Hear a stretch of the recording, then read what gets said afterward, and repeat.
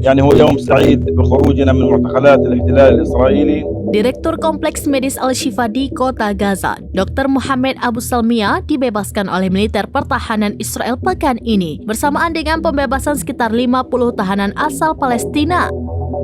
Dr. Muhammad Abu Salmiya resmi dibebaskan setelah IDF menahannya selama lebih dari 7 bulan. Mengutip Al-Arabiya, Dr. Muhammad Abu Salmiya diringkus militer Israel pada 23 November tahun lalu atas tuduhan telah bersekutu dengan militan Hamas.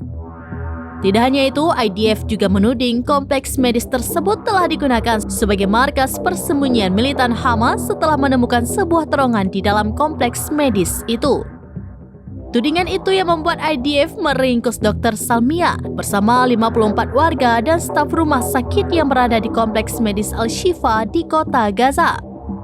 Dr. Salmiya mengungkap bahwa dirinya dan para tahanan mengalami kondisi tragis. Ia mengkonfirmasi para tahanan Palestina menghadapi kekurangan pangan akut. Tidak hanya menghadapi kekurangan pangan, para tawanan juga mengalami penyiksaan selama berada di penjara IDF. Dr. Salmiya mengatakan para dokter dan perawat dari Israel bahkan ikut memukuli dan menyiksa para tahanan Palestina. Mereka memperlakukan tubuh para tahanan seolah-olah mereka adalah benda mati. Tidak hanya patah tulang, sejumlah tahanan juga kedapatan mengalami luka pukul di daerah leher dan kepala hingga memicu penumpukan gumpalan darah.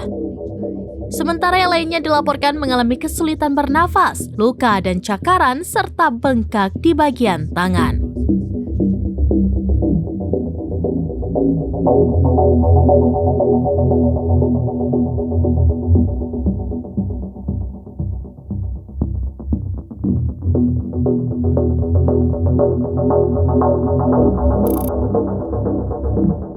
Download Tribun X sekarang, menghadirkan lokal menjadi Indonesia.